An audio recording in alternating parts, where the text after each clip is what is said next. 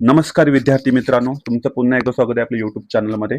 तुम्हाला माहिती असेल फक्त एक्झामला आता 2 दिवस राहिलेले आहेत. आपल्या एमपीएससी संयुक्त कंबाईन बी आपल्या 2026च्या एक्झामला फक्त 2 दिवस राहिलेले आहेत. आता मोठा प्रश्न आहे तो त्या एक्झाम डी डेटचा, त्या 14 तारखेचा. कारण का आपण भरपूर सारा अभ्यास केलेला असो, आपण भरपूर सारी काय वाचलेली आहेत, पुस्तकं वाचलेली आहेत. पण ऍक्च्युअल जेव्हा आपल्याला काय येतो, तो परफॉर्मन्स करायचा वेळ येतो, तेव्हा आपण काय होतो, पॅनिक होतो आणि आपण काय करतो, आपला तो 1 तास काय करतो, वाया घालवतो. म्हणजे लक्षात ठेवा, जर आपल्याकडे 1 तासाचं काय नसेल, प्लॅनिंग नसेल, तर तुम्ही केलेला 1 वर्षाचा अभ्यास, 2 वर्षाचा अभ्यास किंवा 3 वर्षाचा अभ्यास हा काय होऊ शकतो, खराब होऊ शकतो. सो आपल्याला एक्झाम हॉल स्ट्रॅटेजी व्यवस्थित करता आलीच पाहिजे. त्या 1 तासाचं नियोजन करता आलंच पाहिजे. त्या 1 तासाचं नियोजन कसं पद्धतीने करता आलं पाहिजे, हे मी माझ्या एक्सपिरियन्स म्हणून थोडंसं सांगण्याचा काय करतोय, प्रयत्न करतोय. म्हणजे आपला पेपर चालू होणार आहे बघा 11 वाजता. किती वाजता पेपर चालू होणार आहे? 11 वाजता पेपर चालू होईल आणि 12 वाजेपर्यंत काय असणार आहे, पेपर असणार आहे. आपल्याला 10:30 पर्यंत काय असेल, हॉलमध्ये आपल्यामध्ये शेवटची एंट्री असणार आहे. तुम्ही 10:30 एंटर कराल आपल्या एक्झाम हॉलमध्ये किंवा तुमच्या त्या एक्झाम हॉलमध्ये एंटर केल्यानंतर काय करायचं आहे. तर माझी पहिली तुम्हाला सर्वांना रिक्वेस्ट आहे की एक्झाम हॉलमध्ये तुम्ही जर एंटर केल्यानंतर तो अर्धा तास जो असेल, जे काही तुम्हाला ओएमआर भरायचं, तुम्ही ओएमआर भरून घ्या. ओके. ओएमआर भरल्यानंतर तुम्ही काय करा, शांत बसा डोळे बंद करून. ओके. पुढची 15-20 मिनिटं कुणाशी बोलू नका. मी बघितले काही मुलं ना आपापसात गप्पा मारत असतात. ओके. ते फार चुकीचं आहे. ओके, खूप चुकीचं आहे. तुम्ही असं काही करू नका. फक्त अर्धा तास काय करा, एक मेडिटेशन पोज मध्ये जा. फक्त तुम्ही जे काय म्हणतात ना, थोडंसं रिवाइज करण्याचा प्रयत्न करा की जॉग्राफी, पॉलिटी, इकॉनॉमी काय आठवते का, म्हणजे फॉर एक्झाम्पल पठार. ओके. डिझीज, प्लांट डिझीज, हे असं सर्व आठवण्याचं थोडंसं काय करते, माइंडमध्ये येत राहील बघा. तुम्ही आठवण्याचा पण प्रयत्न करू नका. एक शांत करा, तुमच्या माइंडला काय करा, शांत करा. का तर महत्वाची एकच गोष्ट आहे, तुमचा कामनेस. जर तुम्हाला 14 तारखेला जर कट ऑफ कोण क्लिअर करून देणार असेल, तर तुमचा कामनेस, तुमच्या माइंडचा कामनेस. तर ह्याच्यावर काम करा. ओके. आता पुढचे 2 दिवस काही जास्त रश करू नका, काही वाचायला जाऊ नका. म्हणतात ना, नवीन टॉपिक तर वाचूच नका, मॉक टेस्ट तर देऊच नका. फक्त 2 तास, हे 2 दिवस फक्त तुम्ही काय करा, तुम्ही जेवढा काही अभ्यास केलाय ना आतापर्यंत, तो परत परत परत परत परत काय करा, डोळ्याखालून जाऊ द्या. ओके. आणि ते पण महत्वाचे प्रायोरिटी टॉपिक्स. ओके. म्हणजे फॉर एक्झाम्पल तुमच्या 2 दिवस जर करंट अफेअर्ससाठी वगैरे राहिला असेल किंवा जनरल सायन्स, तर अॅनिमल क्लासिफिकेशन करून ठेवा, प्लॅन क्लासिफिकेशन वाचून ठेवा. थोडेसे महत्वाच्या, नवीन काही माझ्या डोळ्यासमोर आलं नाही पाहिजे. जे वाचलंय तेच आलं पाहिजे. आणि लक्षात ठेवा, शनिवारी पण आताच लिहून ठेवा की मी शनिवारी काय वाचणार आहे. मी असा एकही रॅन्डम टॉपिक घेणार नाही की जो मला काय करू शकतो, टेन्शन मध्ये आणू शकतो. तो शनिवारी मला काय वाचायचंय ते सुद्धा माझं काय असणार आहे, फिक्स असणार आहे. आजच फिक्स करा. ओके. 2 दिवस आहेत अजून. सो पहिली गोष्ट आपण भरपूर साऱ्या काय केलेल्या आहेत, एमसीक्यू सोडवले आहेत भरपूर सारे. तुमच्यापैकी काही जण असे असेल की 50-50, 40-40 पेपर सुद्धा दिलेले असतील ह्या एक्झामसाठी. आपण हजारो पानांचा अभ्यास केलेला आहे. तुम्ही अनेक वेळा काय केले असेल, रिव्हिजन केले असेल. आपल्यापैकी असे काही जण असतील त्यांनी 10-10 वेळा सुद्धा काय केले असेल, किंवा 10 वेळेपेक्षाही जास्त रिव्हिजन केली असेल एका सब्जेक्टची. म्हणजे अक्षरशः त्यांची पुस्तकं फाटलेली असतात. तुम्ही जर रंजन अशी पुस्तकं काही जर बघितली, मी नाव घेणार नाही कुठल्या पुस्तकाचं, तर अक्षरशः त्यांची पुस्तकं काय झाली असतात, फाटलेली असतात. का 2-3 वेळा, 2-3 वर्ष ते अभ्यास करत असतात आणि 10-10, 15-15, 20-20 वेळा त्यांनी काय केले असेल, त्याची रिव्हिजन केली असेल. भरपूर सारे टेस्ट सोडवले असेल, भरपूर सारे पीवायक्यू तुम्ही बघितले असेल, म्हणजे काहींची तोंडपाठ असतील पीवायक्यू. पण महत्वाचा गेम हाच आहे, तुम्ही ते एका तासामध्ये काय करताय. ओके. तो पहिला अर्धा तास तुम्हाला काय राहायचं आहे, शांत राहायचं आहे. 10:57 बरोबर पेपर भेटेल तुमच्या हातात. किती 57? 10:57 तुमच्या हातात काय भेटेल, पेपर भेटेल. पेपर भेटल्यानंतर पहिली 1 मिनिट मी काय म्हणतोय, पेपर भेटल्यानंतर आता एक्झाम आपल्याला ते मी बोलणारच आहे. एक्झाम पेपर भेटल्यानंतर पहिला 1 मिनिट काय करायचं, तुम्ही पूर्ण पेपर काय करून घ्यायचा, फ्लिप करून घ्यायचा. फ्लिप करून समजतंय की काय, शॉक तर नाहीये ना. ओके. 15-15 क्वेश्चन्स आहेत ना, 10 जॉग्राफीचेच आहेत ना, काही वेळेला तो आयोग ते पण करू शकतो. 10चे 15 करू शकतो जॉग्राफीमध्ये. ओके. आणि पॉलिटीचे 10 करू शकतो. ते आयोगाच्या हातात आहे. ओके. सो ते पहिलं चेक करून घ्या की कशा पद्धतीने पेपर आलेले आहे. पहिल्या 1 मिनिटामध्ये जास्त वेळ वाया घालवायचा नाही. आणि त्याच 1 मिनिटामध्ये तुम्ही काय करायचं, जिथे जिथे तुम्हाला काय वाटतंय, जिथून जिथून सब्जेक्ट चालू झालेला आहे, थीम सब्जेक्ट फॉर एक्झाम्पल, इथून जर पहिला क्वेश्चन जर तुमचा जॉग्राफी असेल, तर जॉग्राफीला तिथं असं मोठ्या अक्षरात काय करून ठेवा, जॉग्राफी करा. पुढचे 11वा क्वेश्चन तुमचा पॉलिटी असेल, तर पॉलिटीच्या पुढे असं काय करून ठेवा, तुम्ही मोठ्याने करून ठेवा. जेणेकरून जेव्हा तुमचा एका दुसरा क्वेश्चन जर तुम्ही नंतर शेवटला राहिला असेल, तर तुम्हाला डायरेक्ट ते पेज भेटू शकतं. तर पहिलं एक काम करा, तुम्ही पहिला पेपर भेटल्यानंतर फ्लिप करा. नंतर प्रत्येक जिथून क्वेश्चन सब्जेक्ट चालू झाले त्या सब्जेक्टचे ते असं मोठ्याने लिहून ठेवा. ओके. जेणेकरून तुम्हाला आयडियल की इथून जॉग्राफी चाललेलं आहे, इथून पॉलिटी सुरू झालेलं आहे. ओके. नंतर पुढचा एक मिनिट आहे मी पुढच्या 1 मिनिटात फक्त तुम्ही पटापट पटापट काय करायचं, ज्या ज्या थीम्स आहेत त्याच्यावर काय करायचे तुम्ही अंडरलाईन करत जायचं. फॉर एक्झाम्पल प्रार्थना समाज, शाहू महाराज, पुढे जाऊन वृत्तपत्रे, असे महत्वाचे राष्ट्रपती, राज्यपाल, महाधिवक्ता, अशा अशा अशा थीम्सला फक्त काय करायचं तुम्ही अंडरलाईन करत जायचं. का सांगतोय बघा, 1 मिनिटामध्ये आम्ही जास्त वेळ वाया घालवायचं नाही. तुम्ही इथे पहिली 2 मिनिटं हेच काय काम करायचे तुम्हाला. तुमचं माइंड प्रोसेस करायला सुरुवात होतं. जे काही तुम्ही वाचलं, मी फॉर एक्झाम्पल म्हटलं महाधिवक्ता, तर माइंड तुमचं आयडिया म्हणतात ना, ऑर्डर देतो तुमच्या सबकॉन्शियस माइंडला की तुला हे आठवायचंय, महाधिवक्त्याबद्दल आठवायचंय तुम्हाला पॉईंट्स, जिथून कुठे आपण वाचलेलं आहे. ओके, सो हे पहिली 2 मिनिटं लक्षात ठेवा. आता एक्झाम हॉलमध्ये काहीच्यावर पहिल्यांदा बोलूया आपण. एक्झाम हॉलमध्ये तुम्ही काय काय नेऊ शकता. तर एक्झाम हॉलमध्ये ट्रान्सपरंट पाणी बॉटल, 2-3 चॉकलेट्स ठेवा, कॉफी को वगैरे, की जेणेकरून तुमची जे ग्लुकोज लेवल वाढवेल. काय वाढवेल? ग्लुकोज लेवल वाढवण्यासाठी न्यायचं, उगीच तिथे मजा घेण्यासाठी न्यायचं नाहीये. 2 चॉकलेट्स ठेवा, फक्त एकच चॉकलेट्स एनफ राहू शकतं. आणि 2 ब्लॅक बॉल पेन ते पण यूज. ओके, काही मुलं नवीन नवीन घेऊन जातात आणि तो तिथे काय होत नाही, व्यवस्थित आपल्याला वर्क करत नाही. सो यूज केलेले पेन घेऊन जा. ओके, आणि एक पेन्सिल ठेवा सोबत. बाकी काही नेलत नाही तरी चालेल. आणि आपलं एक hall ticket, original hall ticket जे काय आपलं आहे ते, आणि आपलं ओरिजिनल ID कार्ड, आणि त्याच्या 2 झेरॉक्स. 2 झेरॉक्स ना, एक झेरॉक्स जर तुमची राहिली तर तुम्ही त्याच्यावर मॅथ्सचं काम करू शकता. आता इथे पहिली गोष्ट महत्वाची, सब्जेक्ट सिक्वेन्स काय असेल. आता लक्षात ठेवा, हा महत्वाचा ब्लंडर असू शकतो तुमच्यासाठी. तुमचा असं मी म्हणेन, तुमच्यासाठी जो सर्वात तुमचा इझी सब्जेक्ट आहे त्याला पहिल्यांदा सोडवा. भले तो 70 पासून सुरू झाला असेल. नंतर तुमचा जो सब्जेक्ट आहे पॉलिटी, हिस्ट्री, हा तुमचा सिक्वेन्स आजच तुम्ही तयार करून ठेवा. आणि ते पेपर गेल्यानंतर पहिले 1 मिनिटामध्ये बघायचं, जॉग्राफीचे क्वेश्चन जर कठीण आले असेल तर आपला प्लॅन बी ओपन करायचा, पॉलिटीपासून सुरुवात करायची. का? तर माझा कॉन्फिडन्स वाढला पाहिजे. काय वाढला पाहिजे? कॉन्फिडन्स वाढण्यासाठी या गोष्टी सब्जेक्ट सिक्वेन्स असलाच पाहिजे. मी काय म्हणतो समजते ना? तो सब्जेक्ट सिक्वेन्स ठेवा तुमचा.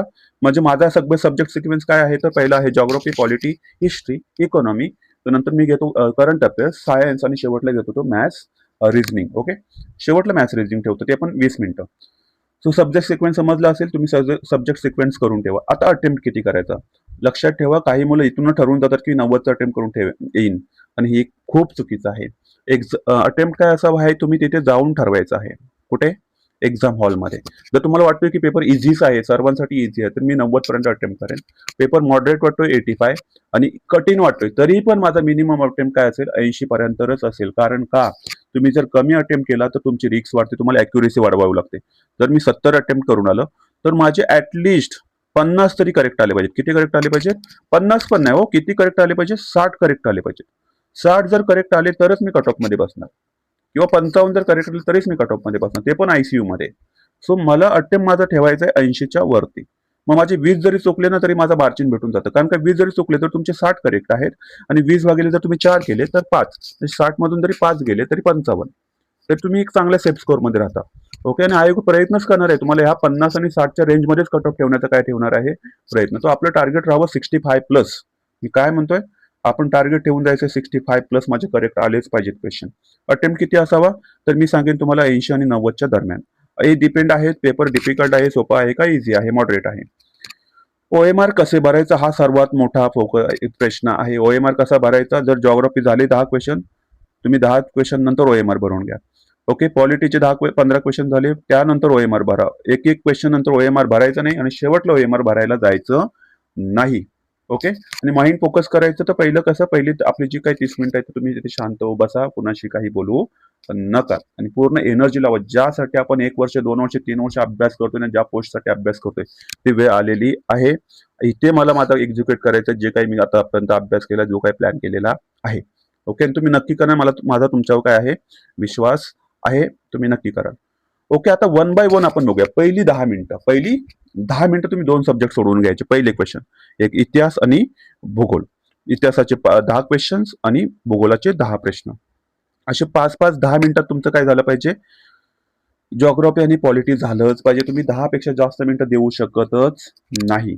म्हणजे तुम्ही 11-10, 11-12ला तुमचे हे 2 सब्जेक्ट काय झाले पाहिजेत, क्वेश्चन परत येण्याची गरज नाही लागली पाहिजे. किती जर एखादा क्वेश्चन तुम्हाला कठीण वाटतोय ना, तुम्ही त्याला बिंदास स्किप करा.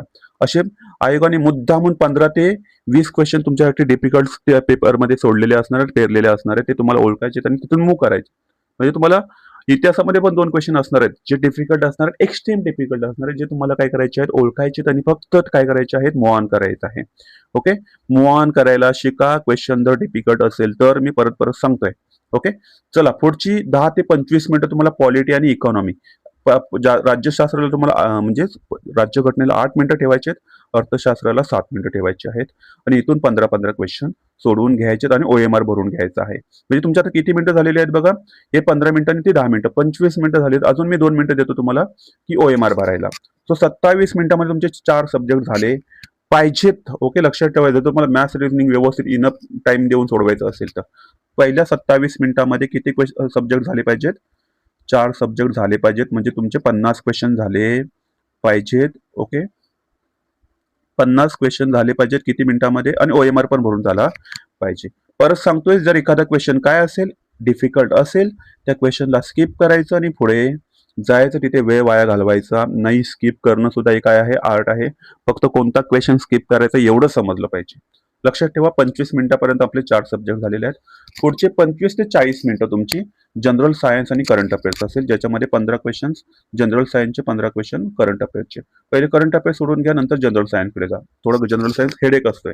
ओके, सोपं असलं तर वेगळी चांगली गोष्ट आहे, वेल अँड गुड. फक्त ते तुम्हाला पहिल्या 1-2 मिनिटांमध्ये बघायचंय. मला जनरल सायन्स पहिला घ्यायचं आहे का करंट अफेअर्स पहिला घ्यायचा आहे. ओके, सो पहिली 15 प्रश्न जनरल सायन्स कडून घ्या, नंतर करंट अफेअर्स घ्या. ओके, परत तेच सांगतोय. क्वेश्चन कठीण वाटलं स्किप करा, मूव्ह ऑन करा आणि OMR भरून घ्या. म्हणजे 40व्या मिनिटाला तुम्ही शिफ्ट होणार आहात कुठे? मॅथ्स आणि रिझनिंग, जो की गेम चेंजर राहू शकतो. आता इथे एक गोष्ट तुम्ही लक्षात ठेवा. काय गोष्ट लक्षात ठेवा? जेव्हा तुम्ही मॅथ्स रिझनिंग सोडवायला याल तेव्हा तुम्ही इथे क्वेश्चन मी परत मोठ्या ह्याच्यात लिहून ठेवतोय. चूज करायचे तुम्हाला क्वेश्चन, काय करायचे आहेत? चूज करायचे आहेत इथे. बट बघा, सोपे प्रश्न आधी. आणि हे क्वेश्चन लक्षात ठेवा, जनरली कुठे असतात तर 91 ते 100च्या मध्ये असतात. कारण मुलांचं काय सवय असते की चला 81 पासून सुरुवात करताना 81 ते 85, 86, 87 क्वेश्चन एवढे डिफिकल्ट असतात की तुम्हाला सॉल्व्ह होत नाही. मग ते करण्यापेक्षा मला 15 क्वेश्चन असे चॉईस करेन मी 20 मिनिटांमध्ये. किती मिनिटांमध्ये? 20 मिनिटांमध्ये. भले मी 40 ते 55 लिहिले, तुम्ही 58 करा आणि 2 मिनिटं OMR बघायला ठेवा. ओके, सो पहिले क्वेश्चन चूज करा आणि कुठून चूज करा पहिले क्वेश्चन बघून घ्या. 91 ते 100 इझी आहेत कारण जनरली इझी असतात. तिथे रिझनिंग असतं. तिथे काय असते? रिझनिंग असते. डायग्राम मोजा, ब्लड रिलेशन, डायरेक्शन्स, हे क्वेश्चन पटापट सॉल्व्ह होतात. म्हणजे 10 मिनिटात तुमचे 15 क्वेश्चन पण होऊ शकतात. म्हणजे 10 मिनिटांमध्ये 10 क्वेश्चन होऊ शकतात आणि पुढच्या 10 मिनिटांमध्ये 5 क्वेश्चन एक जे डिफिकल्ट आहेत 81 आणि 90च्या मध्ये, ते सोडवण्याचा काय करा, प्रयत्न करा. मी पहिल्यांदा काय म्हणतोय, चूज करा क्वेश्चन, नंतर पुढे जा 91 ते 100च्या मध्ये जा आणि तिथून क्वेश्चन सोडवायला सुरुवात करा. ओके, सो हे झालं तुमचं टाइम मॅनेजमेंट. पहिली 10 मिनिटं, नंतर 15 मिनिटं, नंतर 15 मिनिटं आणि पुढची 15 ते 18 मिनिटं तुम्ही कशासाठी ठेवायची? मॅथ्स रिझनिंग ठेवायची. पहिले 30 मिनिटं तुम्ही 15 क्वेश्चन सॉल्व्ह करून घ्या. एका प्रश्न अडकू नका, मूव्ह ऑन करायला शिका. प्रश्न स्किप केला तरी चालेल. असे 15 ते 20 क्वेश्चन तुम्ही स्किप सहज करू शकता आणि जे करावेच लागतात डिफिकल्ट असतात. उगाच ओव्हर अटेम्प्ट करायचं नाही, निगेटिव्ह मध्ये जायचं नाही. कारण का एक निगेटिव्ह क्वेश्चन माझा 1.25 मार्क काय करू शकतो? घेऊन जातो. हे आपल्याला समजत नाही, कोणी सांगत नाही. 1.25 मार्क मायनस करतो आपला. ओके, OMR मध्ये घाई करायची नाही. जे तुम्ही तिथे प्रश्न सोडवले, ज्याचं उत्तर तुम्ही काढलंय तेच OMR तिथे भरायचं आहे आणि विथ फोकस. अजिबात घाई करायची नाही. अजिबात पुढच्या क्वेश्चनचा काय करायचं नाही, विचार करायचा नाही OMR भरताना. अवघड प्रश्न शेवटी सोडवा. वेळेवर नियंत्रण राहू द्या तुमचं. वॉच स्वतःच घेऊन जा आणि प्रत्येक म्हणतात ना, असं जास्त प्रत्येक वेळेला बघण्याची गरज नाही तिथे.